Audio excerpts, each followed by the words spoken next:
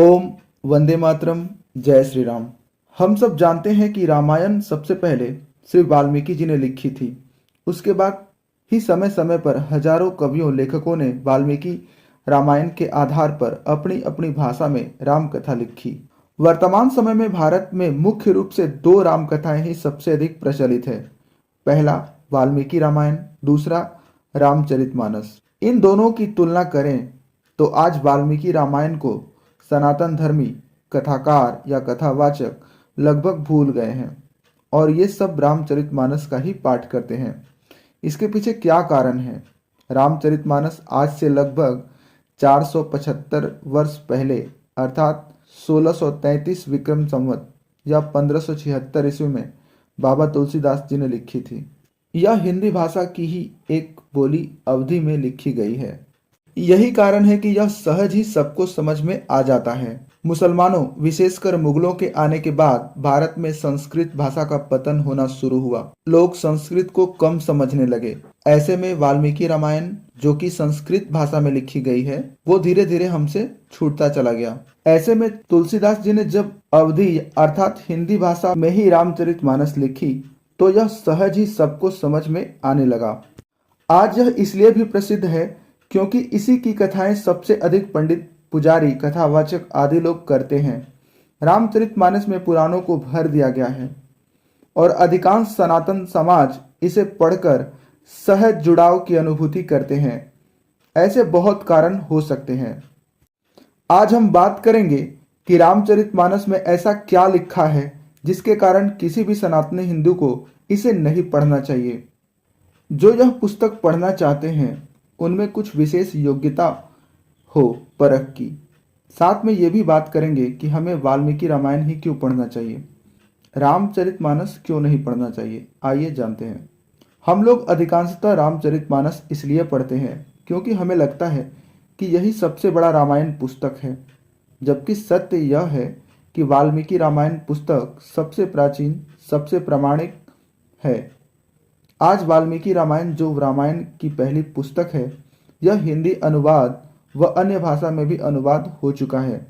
अतः जो लोग श्री राम जी के जीवन के बारे में, राम राज्य के बारे में सही सही जानना चाहते हैं, सीखना चाहते हैं, तो उनको वाल्मीकि रामायण पढ़ना चाहिए। रामचरितमानस में बहुत अधिक मिलावट है। मिलावट दोनों प्रकार से हो सकता है।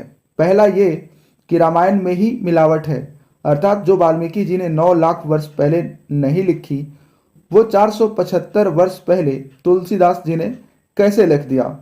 तुलसीदास जी ने पद्म पुराण, विष्णु पुराण, संभवतः भागवत पुराण जो कि बोपदेव ने 16वीं शताब्दी अर्थात लगभग तुलसीदास जी के समय काल में ही लिखा था। अर्थात बहुत सी असंभव वेद विरुद्ध कथाएं, प्रसंग लिखा गया है। रामचरितमानस में इसकी सूची बहुत लंबी है। आने वाले समय में हम विस्तार से एक एक घटना पर चर्चा करेंगे। दूसरा मिलावट यह है कि जो कथा रामचरितमानस में आज हमें मिलती है, क्या वास्तव में तुलसीदास जी ने ही वो लिखा है या बाद में किसी ने रामचरितमानस में मिलावट की। मेरा मानना है कि कुछ दोहा या चौपाई बाद में भी जोड़ी गई होगी संभवतः, किंतु अधिकांश कथा जो मिलावटी है वो तुलसीदास जी ने स्वयं ही लिखा होगा, क्योंकि रामचरितमानस को हमने पढ़ी है। इसमें मिलावट ऐसे हैं जैसे दूध में घी मिला हो, अर्थात इन मिलावटों को दूर करना बहुत ही कठिन है। ये शोध का विषय है, किंतु अभी हम केवल वर्तमान रामचरितमानस की बात कर रहे हैं। इसमें क्या सही है और क्या त्रुटिपूर्ण। रामचरितमानस में श्री राम विष्णु जी का अवतार हैं, अर्थात वो ईश्वर हैं। रावण को मारने के लिए उन्होंने अवतार लिया। इस मिलावट के बारे में हमने पहले के वीडियो में बता दिए थे। अहिल्या की कथा, हनुमान जी को बंदर बताना, लक्ष्मण परशुराम संवाद, पर्वत उठाना, उड़ना, पूरा का पूरा उत्तरकांड मिलावटी है। ऐसे बहुत से प्रकरण मिलावटी हैं जो आने वाले समय में बताएंगे। आज हम रामचरितमानस के एक चौपाई ढोल गवार शूद्र पशु नारी का सही सही अर्थ बताएंगे। इसे जानने के बाद आप सर पीट लेंगे कि कैसे बड़े बड़े कथावाचक विद्वान इसका त्रुटिपूर्ण अर्थ बताते हैं। इस चौपाई के कारण हजारों लाखों हमारे दलित बहन भाई सनातन धर्म से दूर हो रहे हैं और बौद्ध, मुसलमान, ईसाई बन रहे हैं। इस वीडियो को देखने के बाद कोई भी सनातनी हिंदू अपना धर्म छोड़कर बाहर नहीं जाएंगे, ऐसा हमें पूरा विश्वास है। सबसे पहले पूरी चौपाई पढ़ते हैं। प्रभु भल कीन्ह मोहि सिख दीन्ही, मर जादा पुनि तुम्हरी कीन्ही। ढोल गंवार शूद्र पशु नारी, सकल ताड़ना के अधिकारी। यह चौपाई रामचरितमानस पुस्तक के सुंदरकांड अध्याय में लिखा है। इस चौपाई में ढोल गंवार शूद्र पशु नारी सकल ताड़ना के अधिकारी का दो अर्थ समाज में निकाला जाता है। यह आपत्तिजनक चौपाई है। इसमें ढोल को, गंवार व्यक्ति को, शूद्र व्यक्ति को अर्थात दलित या तथाकथित निम्न जाति के लोगों को, पशुओं को और नारी को अर्थात महिलाओं को ताड़ना अर्थात पीटने का अधिकारी बताया गया है। ऐसी पहली मान्यता है, अर्थात ये सब बिना मार खाए नहीं समझते हैं। इसमें विशेष रूप से शूद्र और नारी का बहुत अपमान किया गया है। इस मान्यता को मानने वाले बहुत सारे लोग हैं और इसी चौपाई का बहाना लेकर लेफ्ट गिरोह या ईसाई मिशनरी षड्यंत्रकारी जिहादी तरह तरह के षड्यंत्र रचते रहते हैं। दूसरा वो विचार जो इस चौपाई को आपत्तिजनक नहीं मानते, वे इसका बचाव करते हैं। बहुत विरोध होने के बाद गीता प्रेस के रामचरितमानस में ताड़ना शब्द का अर्थ शिक्षा देना बताया गया है। इसके अतिरिक्त रामभद्राचार्य जी, योगी आदित्यनाथ जी व अन्य लाखों लोग भी ताड़ना का अर्थ शिक्षा देना मानते हैं।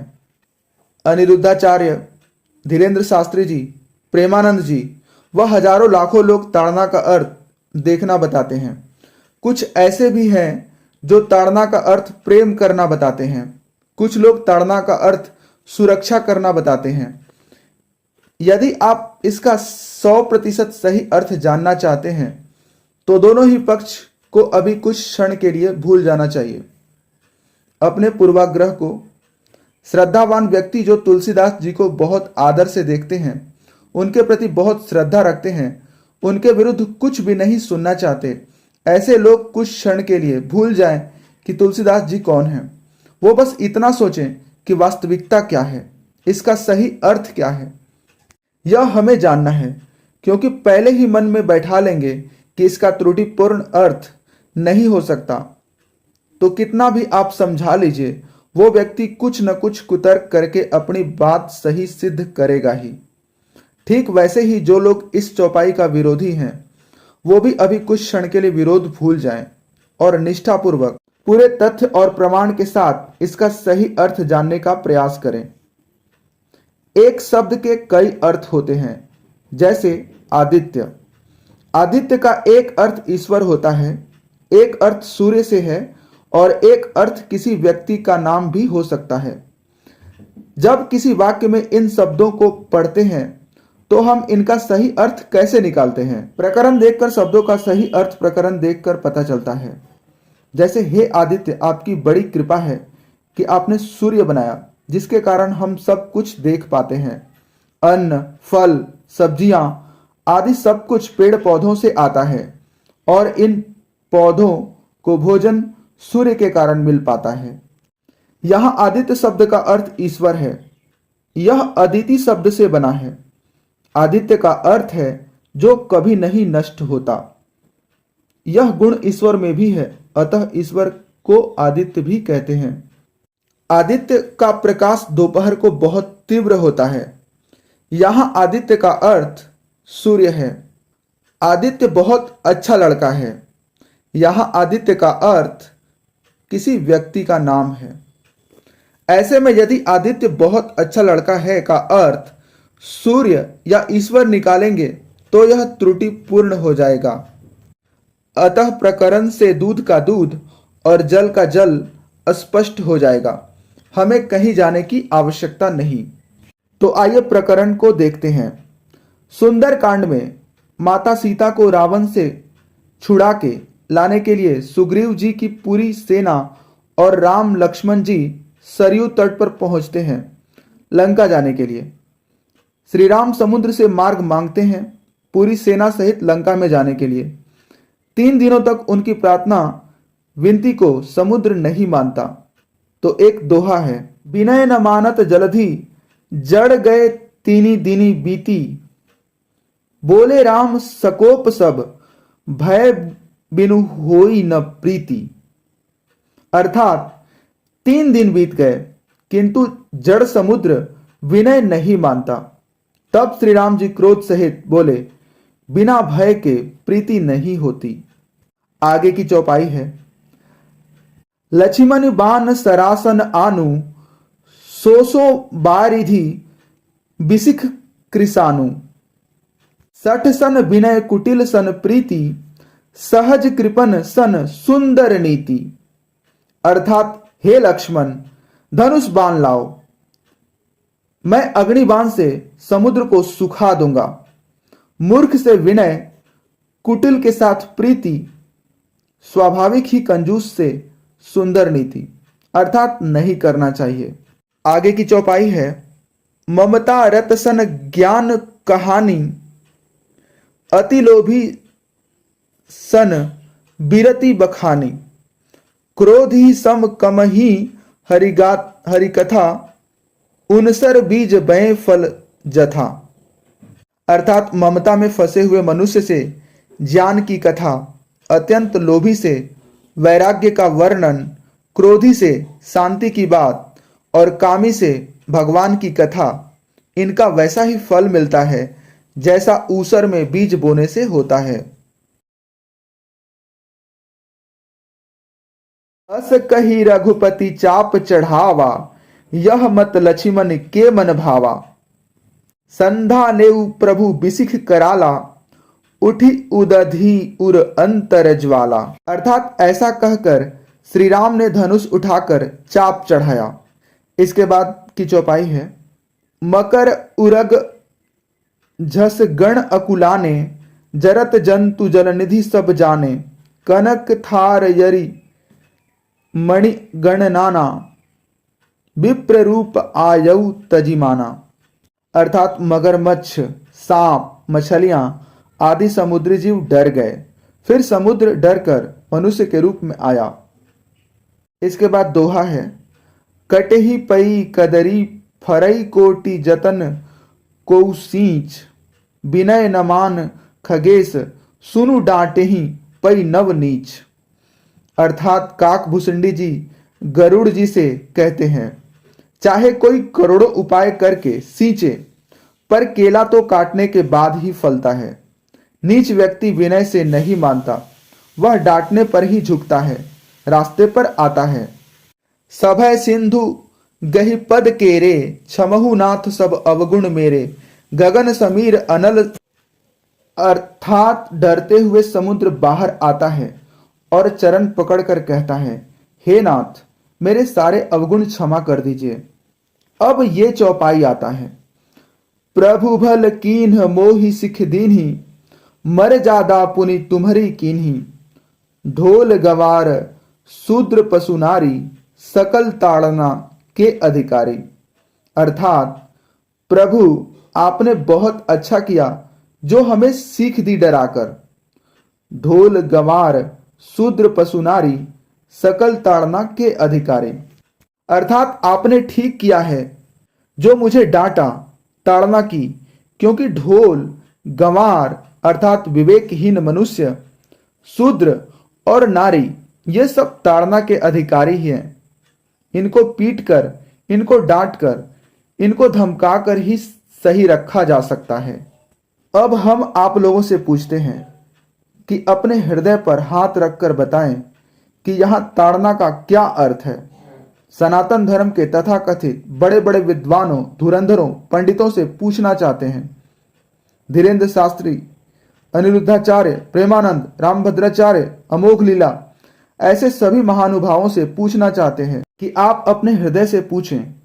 वेदों, महाभारत, गीता, रामायण पर हाथ रखकर कहें कि क्या यहाँ पर ताड़ना का अर्थ देखना होगा, शिक्षा देना होगा, सुरक्षा देना होगा, प्रेम करना होगा।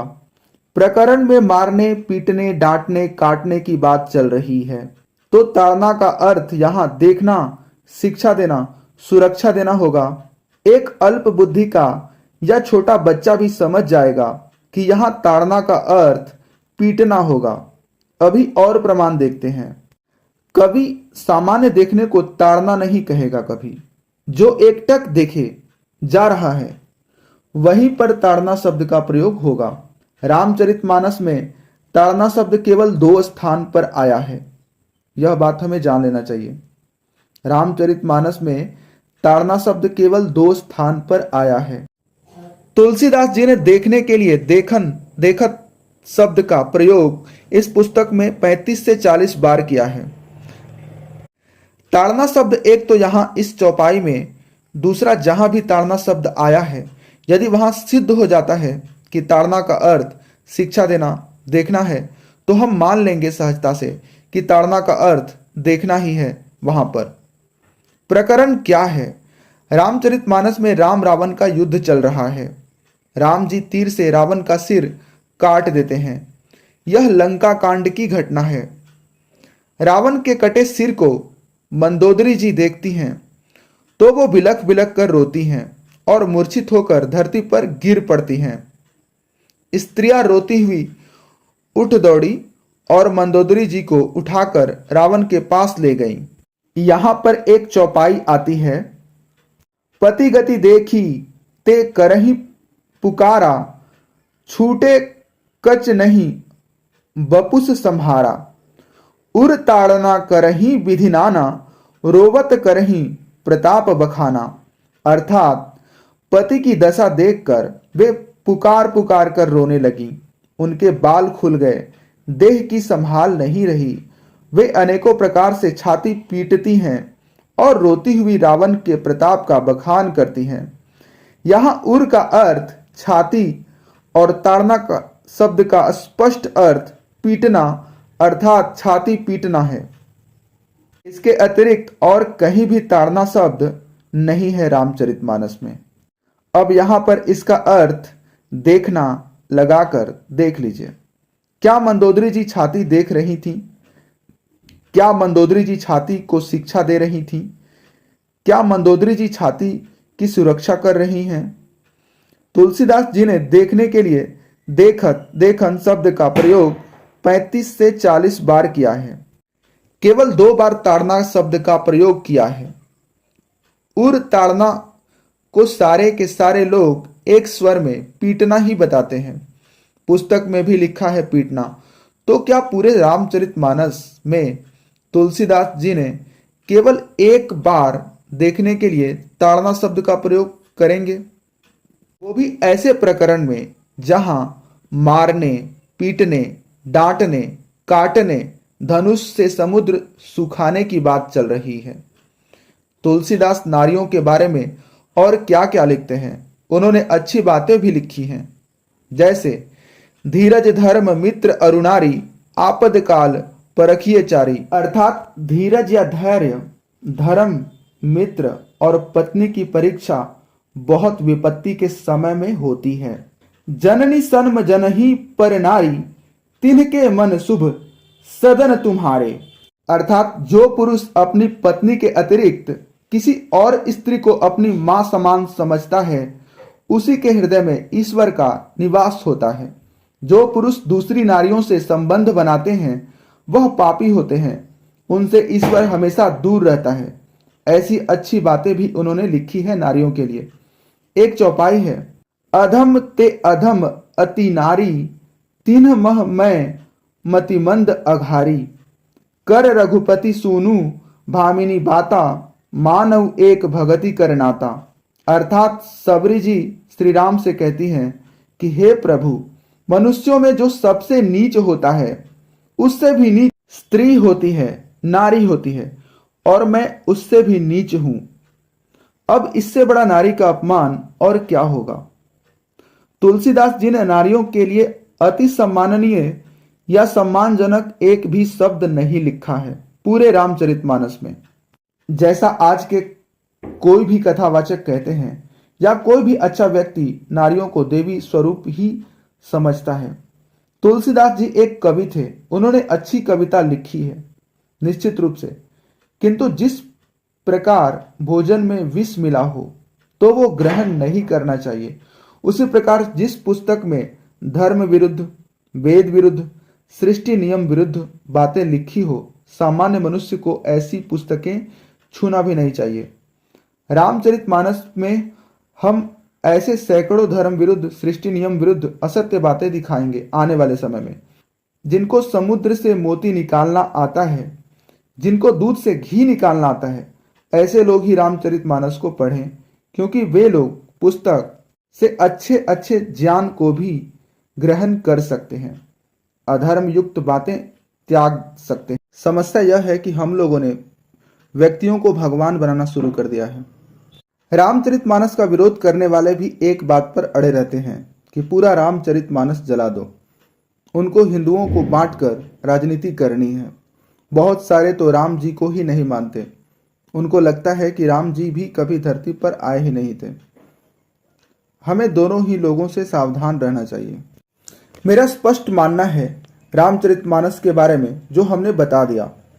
रामचरितमानस कोई धार्मिक ग्रंथ नहीं है।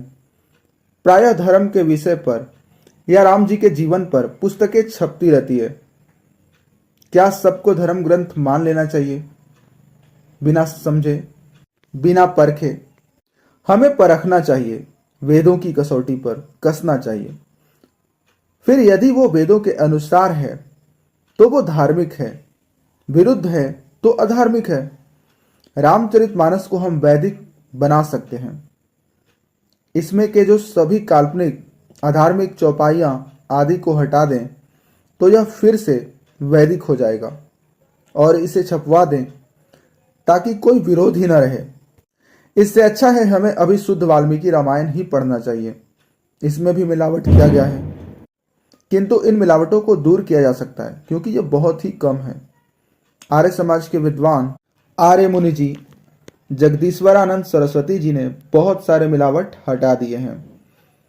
अभी भी कुछ बाकी है, और उन मिलावटों को दूर कर सबसे शुद्ध वाल्मीकि रामायण हर घर पहुंचाना चाहते हैं। हमारा एकमात्र अंतिम ध्येय है पूरे विश्व को सनातन वैदिक धर्म के मार्ग पर चलाना, पूरे विश्व में राम राज्य चलाना। यहाँ हमारा शब्द का अर्थ है हर वो सनातनी के मन की बात। कोई भी सनातनी की यही इच्छा होगी जो हमारी है, यह वाल्मीकि रामायण सर्वश्रेष्ठ हो, ऐसा हमारा प्रयास रहेगा। भूमिका में कई दिन लग जाएंगे जो हम बिल्कुल नहीं चाहते, इसलिए आज भूमिका को समाप्त करके आने वाले वीडियो से कथा प्रारंभ करेंगे। आप सबका बहुत बहुत आभार। ओम वंदे मातरम। जय श्री राम।